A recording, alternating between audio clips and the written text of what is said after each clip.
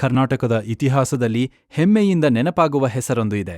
ಒನಕೆ ಓಬವ್ವ ಸಾಮಾನ್ಯ ಮಹಿಳೆಯಾಗಿದ್ದರೂ ತನ್ನ ಅಸಾಮಾನ್ಯ ಧೈರ್ಯದಿಂದ ದೇಶದ ಇತಿಹಾಸದಲ್ಲಿ ಚಿರಸ್ಥಾಯಿಯಾಗಿದ್ದಾಳೆ. ಅವಳ ಕತೆ ಕೇವಲ ಒಂದು ಘಟನೆ ಅಲ್ಲ, ಅದು ಮಹಿಳಾ ಶೌರ್ಯಕ್ಕೆ ಜೀವಂತ ಸಾಕ್ಷಿ. ಇದು 19ನೇ ಶತಮಾನದ ಕಾಲ. ಚಿತ್ರದುರ್ಗ ಕೋಟೆ ಆ ಕಾಲದಲ್ಲಿ ಬಹಳ ಪ್ರಸಿದ್ಧವಾಗಿತ್ತು. ಕೋಟೆಯ ಸುತ್ತಲೂ ಭದ್ರವಾದ ಗೋಡೆಗಳು, ಬಲವಾದ ರಕ್ಷಣಾ ವ್ಯವಸ್ಥೆ ಇದ್ದವು. ಆ ಕೋಟೆಯನ್ನು ಹೈದರ್ ಅಲಿ ಸೇನೆ ಹಲವಾರು ಬಾರಿ ಆಕ್ರಮಣ ಮಾಡಲು ಯತ್ನಿಸಿತ್ತು. ಆದರೆ ಕೋಟೆಯ ಒಳಗಿರುವ ಸೈನಿಕರು ಮತ್ತು ಜನರು ಧೈರ್ಯದಿಂದ ಪ್ರತಿರೋಧಿಸುತ್ತಿದ್ದರು. ಒನಕೆ ಓಬವ್ವ ಒಬ್ಬ ಸಾಮಾನ್ಯ ಗೃಹಿಣಿ. ಅವಳ ಗಂಡ ಕೋಟೆಯ ರಕ್ಷಣೆಯಲ್ಲಿ ಕೆಲಸ ಮಾಡುತ್ತಿದ್ದ ಸೈನಿಕ. ದಿನವೂ ಅವಳು ಮನೆ ಕೆಲಸ ಮಾಡುತ್ತಾ, ತನ್ನ ಗಂಡನಿಗೆ ಸಹಾಯ ಮಾಡುತ್ತಾ ಸರಳ ಜೀವನ ನಡೆಸುತ್ತಿದ್ದಳು. ಆದರೆ ಅವಳ ಮನಸ್ಸಿನಲ್ಲಿ ಧೈರ್ಯ, ದೇಶಭಕ್ತಿ ತುಂಬಿಕೊಂಡಿತ್ತು. ಒಂದು ದಿನ ಮಧ್ಯಾಹ್ನ ಸಮಯ. ಬಿಸಿಲು ಜೋರಾಗಿತ್ತು. ಕೋಟೆಯ ಒಳಗೆ ಶಾಂತವಾಗಿತ್ತು. ಓಬವ್ವ ತನ್ನ ಮನೆಯಲ್ಲಿ ನೀರು ತರಲು ಹೋಗುತ್ತಿದ್ದಳು. ಆ ಸಮಯದಲ್ಲಿ ಅವಳು ಒಂದು ವಿಚಿತ್ರ ಶಬ್ದವನ್ನು ಕೇಳಿದಳು. ಅದು ಕೋಟೆಯ ಗೋಡೆಯ ಹತ್ತಿರದ ಒಂದು ಚಿಕ್ಕ ರಂಧ್ರದಿಂದ ಬರುತ್ತಿತ್ತು. ಆ ರಂಧ್ರವನ್ನು ಕಿಂಡಿ ಎಂದು ಕರೆಯುತ್ತಿದ್ದರು. ಓಬವ್ವ ಕುತೂಹಲದಿಂದ ಹತ್ತಿರ ಹೋಗಿ ನೋಡಿದಳು. ಆಗ ಅವಳು ಕಂಡ ದೃಶ್ಯ ಬೆಚ್ಚಿಬೀಳಿಸುವಂತಿತ್ತು. ಹೈದರ್ ಅಲಿ ಸೇನೆಯ ಸೈನಿಕರು ಆ ಚಿಕ್ಕ ರಂಧ್ರದ ಮೂಲಕ ಒಳಗೆ ಪ್ರವೇಶಿಸಲು ಪ್ರಯತ್ನಿಸುತ್ತಿದ್ದರು. ಒಬ್ಬೊಬ್ಬರಾಗಿ ಒಳಗೆ ಬಂದು ಕೋಟೆಯನ್ನು ಹಿಡಿಯುವ ಯತ್ನ ಮಾಡುತ್ತಿದ್ದರು. ಆ ಕ್ಷಣದಲ್ಲಿ ಓಬವ್ವನಿಗೆ ಭಯ ಬಂದರೂ ಅದಕ್ಕಿಂತ ಹೆಚ್ಚು ದೇಶಭಕ್ತಿ ಮತ್ತು ಧೈರ್ಯ ಉಕ್ಕಿ ಬಂದಿತು. ಅವಳ ಬಳಿ ಯಾವುದೇ ಆಯುಧ ಇರಲಿಲ್ಲ. ಆದರೆ ಅವಳು ಯೋಚನೆ ಮಾಡಿದಳು, ಇವರನ್ನು ತಡೆಯದಿದ್ದರೆ ಕೋಟೆ ಕಳೆದು ಹೋಗುತ್ತದೆ. ಅವಳು ತಕ್ಷಣ ಮನೆಯಲ್ಲಿದ್ದ ಒನಕೆ ಧಾನ್ಯ ಒಡೆಯುವ ಕಡ್ಡಿ ತೆಗೆದುಕೊಂಡಳು. ಸೈನಿಕರು ರಂಧ್ರದಿಂದ ಒಳಗೆ ತಲೆ ಹಾಕುತ್ತಿದ್ದಂತೆ ಅವಳು ಅವರನ್ನು ಒನಕೆಯಿಂದ ಹೊಡೆದುಕೊಲ್ಲಲು ಪ್ರಾರಂಭಿಸಿದಳು.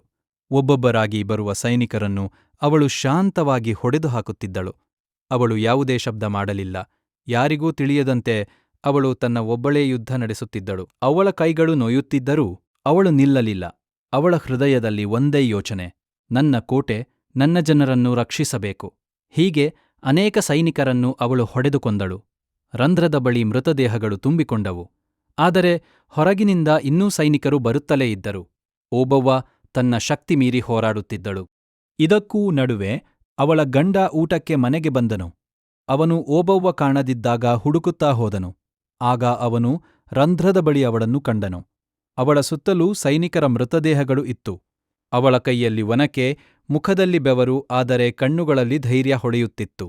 ಅವಳ ಗಂಡ ಆಶ್ಚರ್ಯಗೊಂಡನು. ಅವಳು ಒಬ್ಬಳೇ ಇಷ್ಟೊಂದು ಸೈನಿಕರನ್ನು ಎದುರಿಸಿದ್ದಳು. ತಕ್ಷಣವೇ ಅವನು ಇತರ ಸೈನಿಕರಿಗೆ ಸುದ್ದಿ ನೀಡಿದನು. ಕೋಟೆಯ ರಕ್ಷಣಾ ಪಡೆಗಳು ಬಂದು ಉಳಿದ ಶತ್ರುಗಳನ್ನು ತಡೆದವು. ಈ ಘಟನೆ ಕೋಟೆಯನ್ನು ಉಳಿಸಿತು. ಒನಕೆ ಓಬವ್ವನ ಧೈರ್ಯದಿಂದ ದೊಡ್ಡ ದಾಳಿ ವಿಫಲವಾಯಿತು. ಅವಳ ಸಾಹಸದಿಂದ ಕೋಟೆ ರಕ್ಷಿಸಲ್ಪಟ್ಟಿತು. ಆ ದಿನದಿಂದ ಒನಕೆ ಓಬವ್ವ ಹೆಸರು ಇತಿಹಾಸದಲ್ಲಿ ಚಿನ್ನದ ಅಕ್ಷರಗಳಲ್ಲಿ ಬರೆಯಲ್ಪಟ್ಟಿತು. ಅವಳು ಕೇವಲ ಒಬ್ಬ ಗೃಹಿಣಿಯಲ್ಲ, ಅವಳು ಒಂದು ಯೋಧೆ. ಅವಳ ಧೈರ್ಯ, ತ್ಯಾಗ ಎಲ್ಲರಿಗೂ ಮಾದರಿ. ಇಂದಿಗೂ ಚಿತ್ರದುರ್ಗದಲ್ಲಿ ಓಬವ್ವನ ಕಿಂಡಿ ಎಂಬ ಸ್ಥಳ ಇದೆ. ಜನರು ಅಲ್ಲಿಗೆ ಹೋಗಿ ಅವಳ ಸಾಹಸವನ್ನು ನೆನಪಿಸಿಕೊಳ್ಳುತ್ತಾರೆ. ಅವಳ ಕಥೆ ಮಕ್ಕಳಿಗೆ ಹೇಳಲಾಗುತ್ತದೆ. ಜನರಲ್ಲಿ ದೇಶಭಕ್ತಿ ಬೆಳೆಸುತ್ತದೆ. ಒನಕೆ ಓಬವ್ವ ನಮಗೆ ಒಂದು ಮಹತ್ವದ ಪಾಠ ಕಲಿಸುತ್ತಾಳೆ. ಧೈರ್ಯ ಇದ್ದರೆ ಯಾವುದೇ ವ್ಯಕ್ತಿ ಮಹಾನಾಗಬಹುದು. ದೊಡ್ಡ ಆಯುಧಗಳು ಬೇಕಾಗಿಲ್ಲ. ಮನಸ್ಸಿನಲ್ಲಿ ಉತ್ಸಾಹ, ದೇಶಪ್ರೇಮ ಇದ್ದರೆ ಸಾಕು. ಮಹಿಳೆಯರು ದುರ್ಬಲರು ಎಂದು ಕೆಲವರು ಭಾವಿಸುತ್ತಾರೆ. ಆದರೆ ಓಬವ್ವನ ಕಥೆ ಅದನ್ನು ತಪ್ಪು ಎಂದು ತೋರಿಸುತ್ತದೆ. ಅವಳು ತೋರಿಸಿದ ಶೌರ್ಯ ಇಂದಿಗೂ ಎಲ್ಲರಿಗೂ ಪ್ರೇರಣೆ. ಈ ಕಥೆ ಕೇವಲ ಭೂತಕಾಲದ ಘಟನೆ ಅಲ್ಲ, ಅದು ನಮ್ಮೊಳಗಿನ ಧೈರ್ಯವನ್ನು ಜಾಗೃತಿಗೊಳಿಸುವ ಬೆಳಕು. ನಾವು ಯಾವ ಪರಿಸ್ಥಿತಿಯಲ್ಲಿದ್ದರೂ ಸತ್ಯ ಮತ್ತು ನ್ಯಾಯಕ್ಕಾಗಿ ನಿಲ್ಲಬೇಕು ಎಂಬ ಸಂದೇಶ ನೀಡುತ್ತದೆ. ಒನಕೆ ಓಬವ್ವನಂತಹ ವೀರ ಮಹಿಳೆಯರು ನಮ್ಮ ದೇಶದ ಹೆಮ್ಮೆ. ಅವರ ತ್ಯಾಗ ಮತ್ತು ಧೈರ್ಯವನ್ನೂ ನಾವು ಎಂದಿಗೂ ಮರೆಯಬಾರದು. ಅವರ ಕಥೆಗಳು ನಮ್ಮ ಜೀವನದಲ್ಲಿ ಪ್ರೇರಣೆಯಾಗಿ ಉಳಿಯಬೇಕು. ಸಾರಾಂಶ: ಒಬ್ಬ ಸಾಮಾನ್ಯ ಮಹಿಳೆ ತನ್ನ ಧೈರ್ಯದಿಂದ ಕೋಟೆಯನ್ನು ರಕ್ಷಿಸಿದಳು. ಅವಳ ಕಥೆ ನಮಗೆ ಧೈರ್ಯ, ದೇಶಭಕ್ತಿ ಮತ್ತು ನಿಸ್ವಾರ್ಥ ಸೇವೆಯ ಮಹತ್ವವನ್ನು ಕಲಿಸುತ್ತದೆ. ಒನಕೆ ಓಬವ್ವ ಎಂದೆಂದಿಗೂ ನಮ್ಮ ಹೃದಯಗಳಲ್ಲಿ ಜೀವಂತವಾಗಿರುತ್ತಾಳೆ.